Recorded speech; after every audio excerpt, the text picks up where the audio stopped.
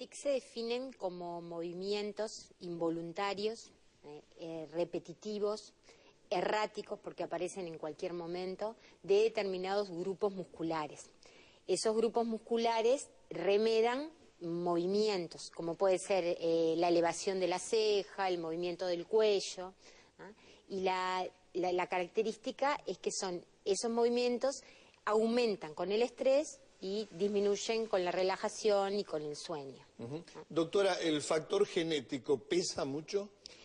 Pesa porque los tics se clasifican, y pesa en los tics que son más complejos y que son crónicos, que ya es como una entidad, como una enfermedad neurológica que se llama el síndrome de Gilles de la Tourette. Pero en los que son transitorios, que se habla de transitorio en cuanto a la duración, que duran poco tiempo, menos de un año, esos están más bien vinculados con un factor psicógeno, que están en el marco de sintomatología ansiosa. Doctora, me dio pie para la siguiente pregunta. ¿La clasificación de los tics? Sí, los tics se clasifican en motores y en vocales. Motores y vocales. A la vez en simples y complejos. Y, como dijimos, como involucra conjunto de músculos, los simples serían los más leves, ¿tá? La elevación de la ceja, la contusión que uno puede tener en el cuello, además. Ya cuando involucra más músculos y pasa a ser toda como una coreografía, bueno, eso entraría entre los tics complejos. Y a la vez se diferencian en eso, en los transitorios y en los crónicos. ¿Ah? Crónicos se definen cuando duran más de un año, pese a que pueden haber periodos libres de sintomatología, pero no superior a 3 meses. Digo, esto que parece tan estricto es porque está definido dentro de los diagnósticos. Sin duda. En cuanto a la clasificación que manejamos americana, ¿no? Hay evidencia para esta clasificación. Doctora, ¿aparecen estos tics en los niños? Sí, aparecen generalmente, comienzan en la infancia. Y también se resuelven en la infancia tardía o en la adolescencia. ¿Ah? Siempre que hablemos de estos transitorios, ¿no? Cuando ya estamos hablando de una entidad, como serían los crónicos, bueno, ya se trata de un trastorno neurológico que necesita un tratamiento y perdura más en tiempo. Yo creo que acá lo importante es, primera cosa, que el diagnóstico es clínico, no hay nada que necesitemos en cuanto a la paraclínica para definirlos y diagnosticarlos, y a la vez el hecho de que es importante evaluar la repercusión que genera en el niño. Nicolás, ¿cómo interpretan los psicólogos los tics en los niños, por ejemplo? Los tics no son interpretables, como puede ser interpretable un sueño, ¿no es cierto? O un acto fallido, o un tic, como decía la doctora Viturayra, es una evaluación, el diagnóstico es clínico. El niño se presenta los tics, ¿tá?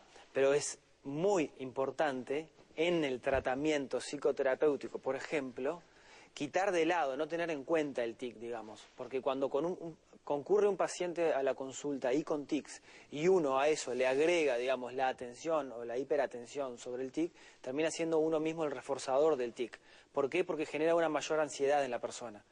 La persona empieza a sentirse o enjuiciada, o no comprendida, ¿no es cierto?, o frustrada, ¿tá? Los tratamientos cognitivo comportamental, que es la corriente que demostradamente más eficacia tiene en la corrección de los tics y en la disminución de los mismos, ¿tá? Se dice de que básicamente debemos, digamos, dejarle de prestar atención. Nosotros, la familia, el medio, donde el paciente se vincule, ¿no es cierto? Por lo que decía la doctora Viturayra, de que también hay que tener mucho en cuenta qué impacto está teniendo a nivel social para la persona esos tics, para el niño, para el adolescente, para el adulto. Doctora, ¿pueden aparecer en la adultez estos tics? Y entrarían en el marco de los trastornos de ansiedad, ¿no? Porque lo que se ve es la elevada comorbilidad que hay, o sea que entran en conjunto con otros trastornos. Y el que más representado está son los trastornos de ansiedad. En el niño también se ve cuando hay trastornos por déficit atencional o en los trastornos obsesivos compulsivos, ¿no? Son las patologías que aparecen junto al TIC.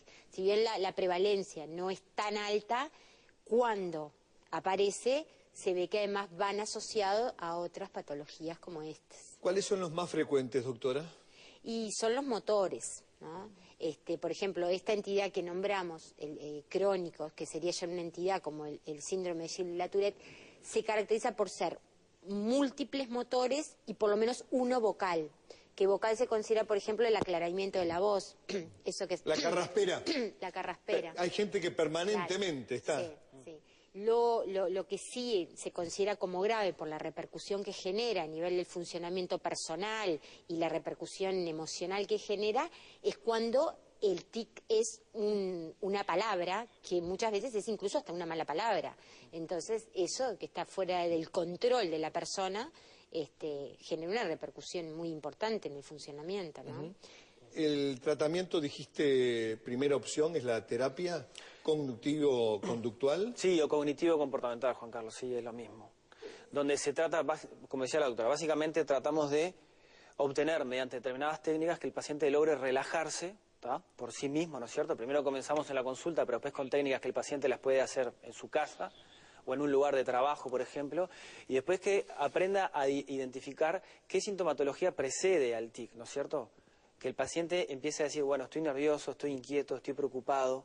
Entonces, digamos, destrabe o desarticule antes de llegar al tic o a la sumatoria de los tics.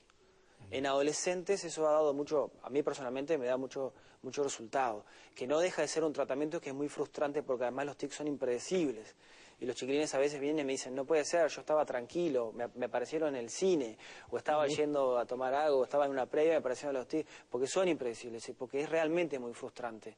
Y porque siempre tenemos que, a veces los chiquilines dicen que están en el día 1, digamos, no puede ser, me dicen, retrocedí, ahora me apareció otro. Entonces siempre como un terreno ahí difícil, ¿no?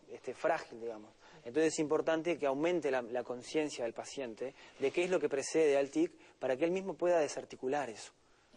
¿Ah? Tiene que haber una colaboración, entonces, sí, que claramente, Nicolás, sí, del paciente con el profesional. El protagonista de la recuperación con respecto a los tics es el paciente. En trastornos por ansiedad en general, ¿no es cierto? Digamos, además del tratamiento farmacológico, psicoterapéutico, etcétera, el paciente es el protagonista.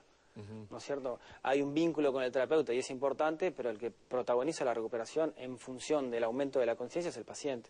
Hablaste de tratamiento farmacológico. ¿Para los tics no existe o sí? Doctora. Ahí sí, por eso el tratamiento farmacológico sería la última carta que se juega en el sentido de que es cuando ya son más severos, son más o sea, el tiempo pasó y el paciente no logra a través de técnicas cognitivo-comportamentales, como fueron las que se explicaron, ¿no? La prevención de la respuesta y demás, también técnicas de relajación, de respiración, entonces se acuden a los tratamientos farmacológicos. Pero ahí ya estamos en que el tiempo nos pasó a otra etapa en la clasificación. Estamos dentro de generalmente los crónicos. Entonces ahí sí, se medican. Y el medicamento de elección es el haloperidol. Muy bien.